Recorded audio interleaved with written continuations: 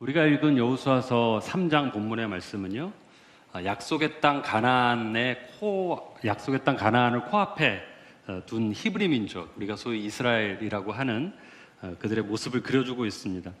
그들은 40년 동안 출애굽을 해서 드디어 약속의 땅 동편에 도착했습니다. 오늘 본문 앞장인 2장에 보면 여호수아가 정탐꾼들을 여리고성에 보내거든요. 정탐꾼들의 보고를 통해서 그들이 이미 전의를 상실한 상태라는 보고를 받게 되었습니다. 그 보고를 들은 여호수아의 모습이 오늘 본문 1절의 말씀인데요. 같이 읽을까요? 시작. 여호수아가 아침에 일찍이 일어나서 그와 모든 이스라엘 자손과 더불어 시딤에서 떠나 요단에 이르러. 여호수아가요, 일찍 일어났습니다. 그럴 만도 하지 않겠습니까, 여러분? 지금까지 가나안 땅을 위해서 걸어온 이 길이 도대체 몇 년입니까? 무려 40년이었습니다. 이제 드디어 그 땅이 손에 잡힐 듯이 눈앞에 와 있습니다. 뿐만 아니라 그 땅에 있는 사람들을 하나님께서 그 땅을 이스라엘 백성들에게 주시기 위해서 두려움 속에 던져 넣으셨습니다. 기다릴 이유가 전혀 없는 것이죠. 하루라도 빨리 달려가서 그 땅을 취하고 싶은 것이 여호수아의 마음이었을 거예요. 그러니까 아침 일찍 일어나서 요단강 거기까지 간 것 당연하죠. 그런데요, 2절 말씀 볼까요? 시작. 사흘 후에. 마음 같아서는 바로 건너가야 됩니다. 아침 일찍 일어났잖아요. 그런데 그 요단 동편에서 하나님께서 이스라엘 백성들로 하여금 사흘을 기다리게 하십니다. 우리가 살아가면서 중요한, 아니 어쩌면 당연한 거죠. 뭐냐면 고와 스톱을 잘 해야 한다는 것입니다. 제가 고, 스톱 이야기하니까 여러분 머릿속에 떠오르는 게 있죠? 네, 그 빨간 거. 네, 맞습니다. 그거 할 때도 고와 스톱을 잘 해야 돼요. 어디 가서 선교사가 뭐 그런 것만 늘 한다 이러 하지 마세요. 그런데 그거 할 때 조금 잘못해도 우리 인생이 크게 어긋나지는 않아요. 그런데 여러분, 우리가 살아가면서 인생에서 마주하는 많은 선택의 기로에서 우리가 갈 것인가 말 것인가 선택을 잘못하면 그것이 때로는 우리의 생명까지도 좌지우지할 수 있다는 사실을 여러분 꼭 기억하시기 바랍니다. 사무엘서 2장에 보면 사무엘하입니다. 사무엘하 2장에 보면 사울과 사울의 여러 아들들이 죽어요. 그리고 나서 이스보셋이 이스라엘의 왕으로 세워지고요. 반대편의 유다 지파에서는 다윗을 왕으로 세웁니다. 그 이스보셋 쪽에는 아브넬이라는 장수가 있었고 다윗 쪽에는 요압이라는 장수가 있었죠. 이 양편이 기브온 연못가에서 한판 싸움을 벌입니다. 그런데 요압 쪽이 이기는 거예요. 그래서 아브넬과 군인들이 도망을 갑니다. 그때 요압의 동생이었고 성경이 뭐라고 묘사하고 있냐면 그의 발이 들노루처럼 빠른 사람이라고 기록하고 있는 아사헬이 아브넬을 잡으러 쫓아갑니다. 사실 쫓아가서는 안 되는 상황이었어요. 왜냐하면 여러분, 아브넬이라는 사람은 장수였거든요. 전쟁에 굉장히 능한, 표현하자면 호랑이 같은 사람이었어요. 그런데 이 아사헬은 그에 비하면 하룻강아지 같은 사람이었던 거죠. 아사헬이 아브넬을 쫓아가는데 아브넬이 뒤를 돌아서 이렇게 이야기해요. 나 쫓아와서 괜히 나와 네 형 요압 사이에 곤란한 상황을 만들지 말아라. 그냥 네 주변에 있는 저 쫄병들 몇 명 죽이고 공 세우고 돌아가라. 이렇게 아브넬이 이야기해요. 스탑하라는 거죠. 그런데 아사헬이요, 이 말을 듣질 않아요. 상대 진영의 실세가 아브넬이었잖아요. 아마 그 마음에 이 실세를 잡음을 통해서 공을 세워보겠다라는 욕심이 있었던 것 같아요. 그래서 계속 고합니다. 결국 어떻게 되었을까요? 아브넬이 창으로 아사헬을 찔러 죽입니다. 여러분, 서라면 서야 돼요. 멈추라면 멈춰야 합니다. 반대 이야기도 있습니다. 가라 하시면 가야죠. 가라 하시는데 가지 않아서 지중해 고래밥이 되었던 요나, 여러분 다 아시죠? 사랑하는 청년 여러분, 너무나 당연한 것 같지만 가야 할 때 가고 서야 할 때 서는 지혜가 여러분에게 있기를 주님의 이름으로 축복합니다. 한국에 들어와 보니까요, 청년 시대는 가야 되는 시기인 것 같아요. 그런데 멈춰 있는 청년들이 너무 많다라는 이야기를 들었습니다. 참 가슴 아픈 이야기예요. 혹시 여러분 멈춰 있다면 주님이 여러분의 길을 인도하실 때 그 길을 걸어가는 여러분 되시기를 주님의 이름으로 축복합니다. 여러분의 인생에 하나님이 말씀하시거나 혹은 주변의 사람들을 통해서 말씀하실 때 그 말씀 고 혹은 stop 그 말씀에 순종해서 여러분의 인생이 더 망가지기 전에 여러분의 자세를 바꿀 수 있는 은혜가 있기를 주님의 이름으로 축복합니다. 단순히 가고 서는 것이 상식과 지혜의 문제라면 사실 그보다 더 중요한 것은 뭐냐면 무엇이 나의 가고 서는 것을 결정하느냐 하는 것입니다. 여러분, 여러분의 인생에 여러분이 가고 서는 것을 무엇이 혹은 누가 결정합니까? 대부분의 사람들은 자기 생각을 따라서 인생의 길을 걸어갑니다. 자신이 배운 것을 기반으로 혹은 책을 읽은 것을 통해서 자기가 맞다고 생각하는 길로 갑니다. 서기도 하고 가기도 하면서 그렇게 걸어가요. 물론 그렇지 않은 사람들도 있습니다. 어떤 사람은 아무 생각 없이 살아가는 사람들도 있는 것 같아요. 또 예나 지금이나 친구 따라 강남 가는 사람들도 없지 않습니다. 오늘 본문은요, 우리가 무엇을 따라 가고 무엇을 따라 서야 하는지를 명확하게 알려주고 있는데 3절 말씀 같이 보겠습니다. 시작. 백성에게 명령하여 이르되 너희는 레위 사람 제사장들이 너희 하나님 여호와의 언약궤 매는 것을 보거든 너희가 있는 곳을 떠나 그 뒤를 따르라. 이스라엘 백성들이 무엇을 보고 따라갑니까? 무엇을 보고 따라가요? 너무 성경 본문이 빨리 주어졌나 봐요. 그냥 언약궤를 보고 따라가라는 거예요. 언약궤가 상징하는 것은 무엇입니까? 언약궤는요, 하나님의 실존, 하나님의 임재를 의미합니다. 즉 언약궤를 보고 따라간다라는 것은 여호와를 보고 따라가라는 것이고 그것을 지금 오늘 우리의 삶으로 가져오면 우리에게 주어진 하나님의 말씀을 따라 성경을 따라 살아가라는 거예요. 언제 우리에게 하나님이 기이한 일들을 이루어 가시느냐? 우리가 하나님의 말씀을 따라서 가고 하나님의 말씀을 따라 설 때 하나님께서 우리의 삶에 기이한 일들을 이루신다는 사실입니다.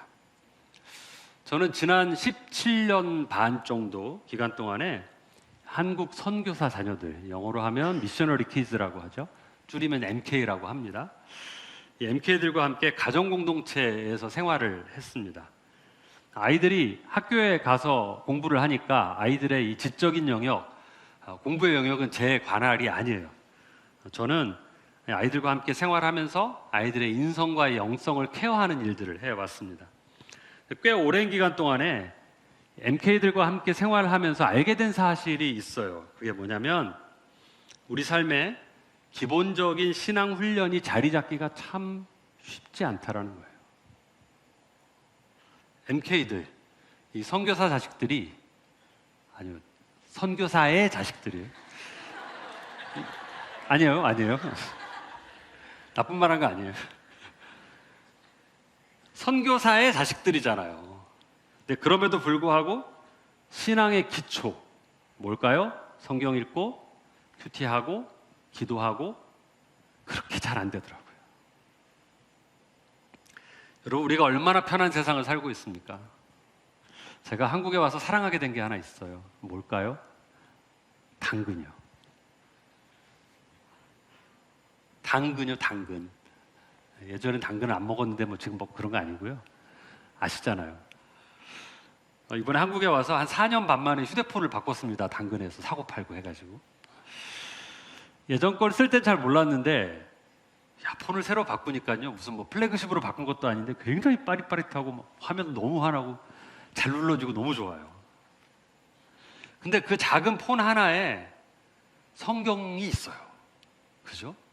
심지어 내가 읽기 힘들면 짜증나면 이제 눈이 침침해져가지고요, 성경 읽기 너무 힘들어요. 여러분하고 20분 서서 찬양하는데 진이 다 빠졌어요. 지금 뭔 정신으로 설교하는지 모르겠어요. 버튼만 누르면 성경을 읽어줘요. 또 광천교회 홈페이지에 들어가면 날마다 죽게로라고 큐티가 다 떠 있어요. 굳이 돈 내고 사지 않아도 이런 방법이 말해주면 안 되는데 다 있어요. 또 찬양도 유튜브에 다 나와요. 막 광고도 없이 몇 시간씩 틀어줘요. 심지어 목사님들 설교 핸드폰만 있으면 여러분 다 블루투스 이어폰 있잖아요. 그렇죠? 다 들을 수 있어요. 그런 시대를 살아가고 있어요. 무슨 말이냐면 별로 어렵지도 않아요. 그냥 클릭 몇 번만 하면 내가 가고 내가 서야 될 때를 알려주시는 하나님의 말씀을 언제 어디서라도 들을 수 있는 시대가 되었다고요. 근데 과연 여러분, 우리는 어떻게 지내고 있습니까? 사랑하는 여러분, 우리가 우리 자신의 판단이나 세상의 기준을 따라서 가고 서는 것 결정하면요, 절대 하나님께서 우리의 삶에 기이한 일들을 이루어주지 않으세요. 시편 119편 105절 말씀 같이 읽습니다. 주의 말씀은 내 발의 등이요 내 길의 빛이니이다. 주의 말씀은 내 발의 등이요 라고 쓰고 신호등이라고 읽습니다. 하나님의 말씀이 초록불이면 가고 빨간불이면 서야 되는 거예요. 주의 말씀이 내 길에 비춰지면 라이트 온 하면 가야 되는 것이고 오프 하면 서야 되는 거예요. 그렇게 오직 하나님의 말씀에 따라 결정할 때, 여러분이 그렇게 살아갈 때 하나님께서 여러분의 삶에 기이한 일들을 반드시 이루실 줄로 믿습니다. 한국 텔레비전을 보니까요, 선교사 삶이 엉망이죠. 이거 치고 텔레비전 보고 채널 하나 넘길 때마다 광고가 광고라고 하는 홈쇼핑 채널이 나와요. 근데 한국은요, 홈쇼핑도 재밌어요. 근데 뭘 팔든지 그 쇼 호스트라고 하잖아요. 그 사람들이 동일하게 하는 표현과 말이 있어요. 뭐냐면 전화 한 통이면 이 모든 혜택을, 이런 말이 나와요. 맞아요, 여러분. 여러분의 그 작은 폰에 있는 하나님의 말씀, 여러분의 삶의 신호등, 그 클릭 한 번이면 그 모든 혜택을 이용할 수 있는 시대가 바로 이 시대라고요. 그래서 그것을 통해서 여러분은 하나님의 기이한 일들을 덤으로 얻을 수 있는 시대를 우리가 살아가고 있다고요. 사랑하는 여러분, 이 쉬운 손가락 클릭 몇 번으로 하나님의 기이한 일들을 여러분의 삶에 경험하게 되시는 복된 여러분의 인생 되기를 주님의 이름으로 축복합니다. 하나님의 기이한 일들을 경험하기 위한 두 번째 모습이 오늘 본문 말씀에 있습니다. 함께 5절 말씀 읽겠습니다. 시작. 여호수아가 또 백성에게 이르되 너희는 자신을 성결하게 하라. 네, 성결입니다.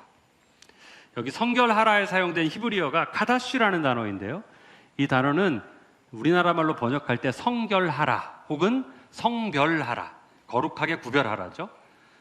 그리고 이게 제사적 용어로 사용될 때는 거룩하라라는 단어로 성경에 사용되어지고 있습니다. 방금 읽은 5절 말씀을 다시 한번 살펴보면 우리가 깨닫게 되는 게 한 가지 있어요. 그게 뭐냐면 하나님이 우리의 삶을 통해서 어떤 계획을 세우고 계세요. 기이한 일들까지 세우고 계세요. 근데 그렇다 할지라도 우리가 어떤 모습이냐에 따라서 그 일들이 우리 삶에 이루어질 수도 있고 이루어지지 않을 수도 있다는 사실입니다. 여러분, 오늘 여호수아서에 나와 있는 기이한 일이 뭡니까? 본문 뒤에 보면 이 기이한 일은요, 요단강이 멈추는 사건이에요. 그런데 이 기이한 일들은 언제 이루어지느냐? 아까 말씀드렸던 것대로 하나님의 말씀에 따라 가고 설 때, 그리고 그들 자신의 모습을 성결하게 할 때 하나님이 그 역사를 이스라엘 가운데 이루어 주시는 거라고요. 근데 만약 이스라엘 백성들이 하나님 명령하신 이 두 가지를 이루지 못하면 그 일들이 이루어질까요? 못 이루어질까요? 안 이루어지는 거예요. 여러분, 그렇다고 오해하지는 마세요.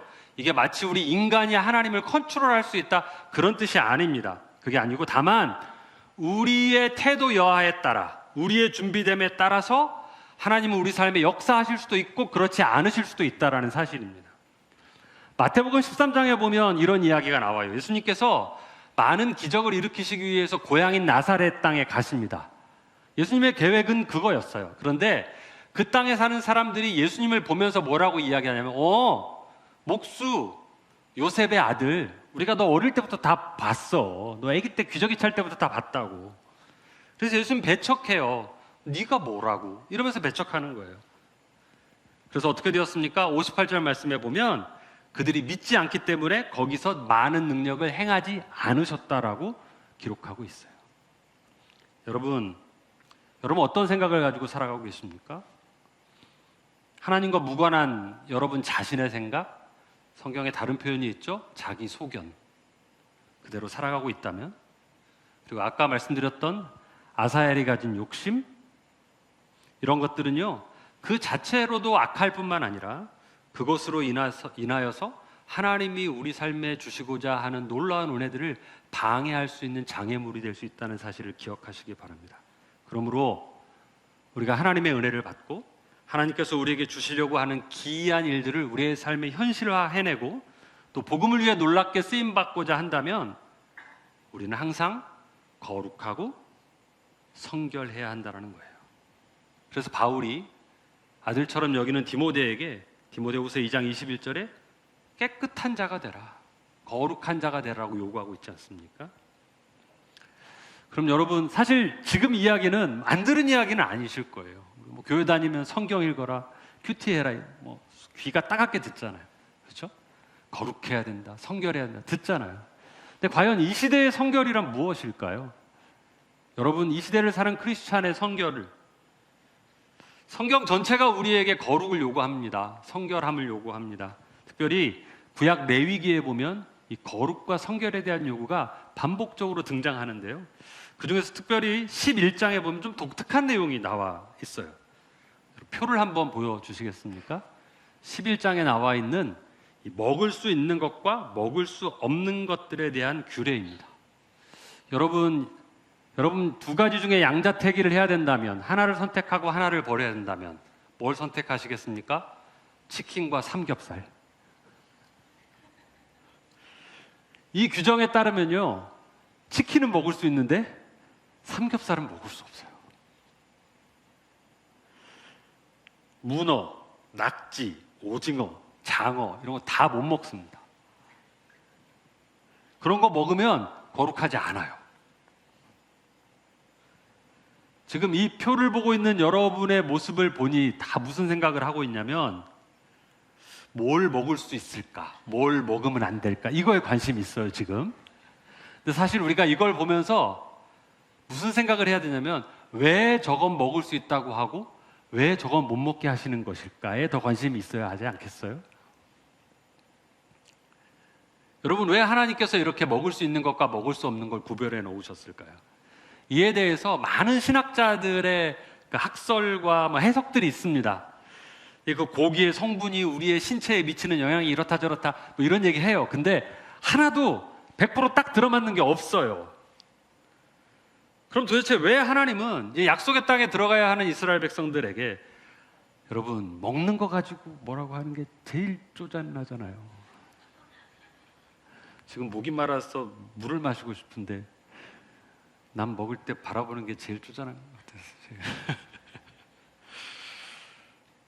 하나님이 왜 이 음식에 대한 것까지도 이렇게 규례를 주셨을까 생각해 봤어요. 지난주에 태풍, 여러분 수련회 하는 동안에 태풍 지나갔죠. 영동 지역의 속초가 또 이번에 물난리가 났더라고요. 안타깝게도. 여러분, 이렇게 홍수가 나서요, 또 쓰나미가 일어서 강물이나 바닷물이 이렇게 육지를 덮치잖아요. 그 땅과 물이 만나는 거죠. 이렇게 만나면 누가 손해예요? 땅이 손해예요? 물이 손해예요? 땅이 손해죠. 그렇죠? 좀 죄송한 표현일 수 있습니다만 물 입장에서 보면 물은 좀 횡재하는 거예요. 왜냐하면 평상시 못 가보던 차 속에도 들어가 보고 그러잖아요. 집 속에도 들어가 보고 다 들어갔다 오는 거잖아요. 손해볼 게 하나도 없습니다. 그래서 자기가 빠져야 될 때 다시 자기가 쏙 있던 자리로 그냥 빠져나가면 단 하나도 손해보는 게 없어요. 물 입장에서는. 여러분 마찬가지예요. 믿는 사람과 믿지 않는 사람이 똑같이 살면, 다시 말해서 믿는 사람의 삶에 하나님 없는 믿지 않는 세상 문화가 쑥 들어왔다 나가면요, 세상은 하나도 손해볼 거 없다고요. 누가 손해봐요? 예수 믿는 하나님의 사람들의 영적 손해는 어마어마한 것입니다.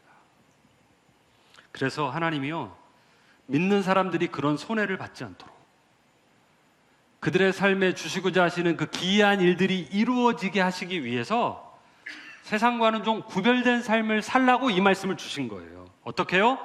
아주 상징적인 거예요.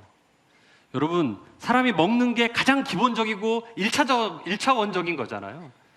그거를 통해서 우리에게 뭐라고 말씀하시느냐? 너희가 세상 사람들 먹는 거 다 먹고 세상 사람들 가는 데 다 가고 세상 사람들 하는 것 다 하고 그렇게 살면서는 하나님이 요구하시는 그 거룩한 삶, 성결한 삶, 성별된 삶, 하나님의 기이한 일이 일어날 수 있는 그런 삶 살아갈 수 없다고 우리에게 말씀하시는 거예요. 베드로전서 1장 15절 16절입니다. 오직 너희를 부르신 거룩한 이처럼 너희도 모든 행실에 거룩한 자가 되라. 기록되었을 때 내가 거룩하니 너희도 거룩할지어다 하셨느니라. 모든 행실에, 즉 다 먹고 다 가고 다 하고의 영역에서 아유 하나님 요즘은 다 그렇게 해요, 다들 그래요 가 아니라 하나님의 사람이기 때문에 절제하라는 것입니다. 저는 이것이 오늘 이 시대를 살아가는 저와 여러분에게 주시는 성결의 요구라고 믿습니다. 세상 사람들 다 한다고 다 하지 마세요. 다 간다고 다 가지 마세요. 모든 행실에서 조금씩 절제하세요. 거룩하게 구별된, 즉 성결된 삶을 살 때, 절제된 삶을 살 때 하나님은 여러분의 삶에 기이한 일을 행하실 줄로 믿습니다. 이제 말씀을 정리하기 전에요, 마지막으로 여러분에게 한 가지만 묻겠습니다. 만약 오늘 제가 여러분에게 드린 말씀처럼 여러분이 하나님의 말씀에 따라 가고 서면서 또 세상과는 성별된 절제된 삶을 살아갈 때 여러분은 하나님께서 여러분의 삶에 어떤 기이한 일들을 이루어 가시기를 원하십니까? 한번 생각해 보세요. 상상은 자유니까. 열흘 전에 제 아들이 2002년생입니다. 태국에서 자랐고요. 지금은 미국에서 공부하고 있어요. 잠깐 여기 들어와서 지금 어디 앉아 있을 거예요, 여기. 또 집에 가면 자기 얘기했다고 뭐라고 할 거예요, 저한테. 제 고향인 전주에 내려가서 신검을 받았습니다. 해외에서 자라다 보니까 이 군대에 대한 막연한 두려움이요, 한국에 있는 분들보다 훨씬 많아요. MK들이 특징이 그래요. 신검을 받으러 전주에 이제 차를 운전해서 가는 둘이 내려가는데 동안에 계속 면제 받으면 좋겠다, 면제 받으면 좋겠다 이런 얘기 하는 거예요. 어쩌면 아마 혼자 하나님 앞에 기도도 했을 거예요. 믿음도 괜찮아요. 그래서 기도도 했을 거예요. 여러분, 그래서 몇 급 받았을까요? 네, 1급 받았습니다. 키 187에 78kg. 체육교육과 다니거든요. 몸도 좋아요. 이 양복 아들한테 제가 물려받았어요. 몸도 좋고 얼굴도 저보다 훨씬 잘생긴 이 신체 건강한 대한민국의 청년이 만약 1급을 못 받고 기이하게 실이 면제를 받았으면 여러분, 그게 정말 기이한 일일까요? 그거는요, 부모 입장에서 보면 너무 당황스러운 일이에요. 그리고 세상적으로 보면 기이한 게 아니고 기괴한 일이에요. 그렇잖아요. 저는 그날부로 얘를 종합병원에 데려갔을 거예요. 여러분은 어떤 기이한 일을 기대하십니까? 오늘 본문에 나와 있는 기이한 일은 요단강이 멈추는 일이었어요. 강이 멈춘다라는 것은 이 자연의 현상을 고려해 볼 때는 기이한이라는 단어를 쓸 수 있는 일이죠. 그렇죠? 그런데 또 생각해 보면 강이 멈추는 것이 과연 본문 속에 있는 이스라엘 민족에게 정말 기이한 일이었을까? 그냥 생각해 봤어요. 의문을 가지고. 왜냐하면요, 여러분, 지금 요단 동편에 서 있는 이 이스라엘 민족, 이 사람들이 만나 세대라고 하는 사람들이거든요. 광야에서 태어난 사람들이에요. 이 사람들은 직접 경험은 하지 못했지만 하나님께서 그 위대한 나라인 애굽을 어떻게 초토화시키셨는지 그 부모 세대로부터 다 들은 사람들이에요. 그리고 심지어 그 큰 바다인 홍해를 건너게 하셨다라는 것도 다 들었어요. 이건 간접 경험이죠. 근데 또 이 사람들은 무슨 직접 경험을 했냐면 태어날 때부터 구름 기둥과 불 기둥이 날마다 자기들의 삶을 인도하는 걸 경험한 사람들이에요. 여러분, 구름 기둥과 불 기둥이 날마다 우리를 인도하는 게 기이해요, 안 기이해요? 기이하잖아요. 게다가 아까 레위기에 먹는 거 나왔잖아요. 이 사람들은 먹는 것까지도 기이한 것을 경험했어요. 음식이 기이해. 이들이 먹고 지금까지 살아온 게 뭐예요? 만나잖아요. 만나. 여러분, 보통 먹는 게 땅에서 자랍니까? 하늘에서 내려옵니까? 하늘에서 내려와요? 제가 잘못 들었죠? 그건 애니메이션에서나 있는 거예요. 먹는 건 땅에서 자란다고요. 근데 만나는 땅에서 자라요? 하늘에서 떨어져요? 하늘에서 떨어지잖아요. 기이한 거로. 그러니까 이들의 삶은 사실은 온통 기이한 것으로 가득 찬 삶이었어요.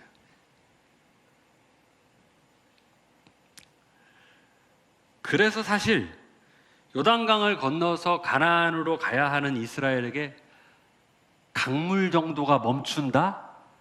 크게 기이하지 않을 수 있다라는 생각을 저는 해봐요. 그래서 어쩌면 표현은 하나님께서 읽는 우리를 위해서 기이한이라고 기록하고 있지만 기이한이라는 표현보다는 사실은 꼭 필요한, 왜냐하면 요단강을 건너야 약속의 땅으로 가잖아요. 그들로 하나님의 뜻을 이루기 위해서 하나님께서 꼭 해주셔야만 하는 이라는 표현이 저는 더 맞는 것 같아요. 맑은샘 광천교회 청년 여러분, 물론 하나님께서 여러분의 삶에요 정말 말 그대로 기이한 일들을 행하실 수도 있어요. 성경에 그런 이야기들이 많이 나와 있잖아요. 해가 멈추기도 하고 해가 뒤로 물러서기도 하잖아요.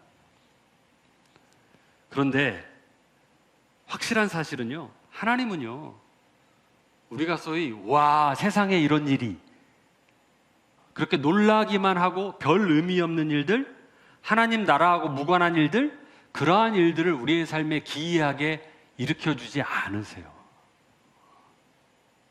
그래서 저는 다윗의 고백을 여러분에게 소개해드리고 그 고백이 저와 여러분의 기도가 되었으면 좋겠다 하는 마음이 있습니다. 시편 131편 1절 말씀 함께 읽겠습니다.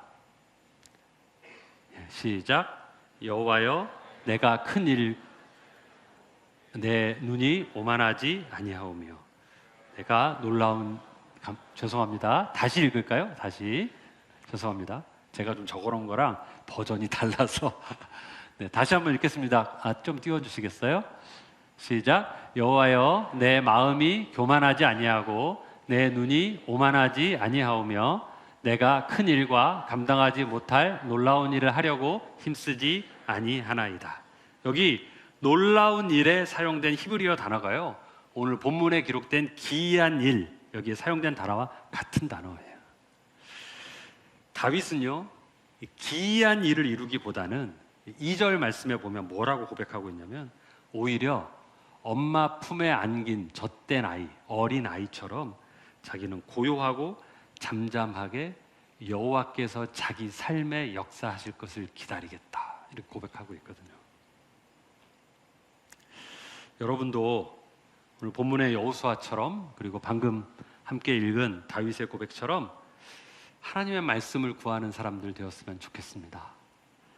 여러분의 인생에 인생 역전과 같은 소위 대박적인 사건이 벌어지기를 구하는 것, 그거 말고요, 매일의 반복적으로 우리가 마주하는 일상, 그리고 그 선택의 순간순간에 언제 가야 할지 또 언제 서야 할지를 말씀을 통해 가르쳐 달라고 조용히 잠잠히, 젖된 아이가 어머니의 젖을 풍성하게 먹고 이 평안한 가운데 있는 아이가 하나님의 뜻을 바라는 것처럼 하나님 말씀 내게 가르쳐 주세요 하고 바라는 여러분 되기를 바랍니다. 하나님의 말씀이 가라 할 때 가고 서야 할 때 서는 여러분 되기를 바라고요.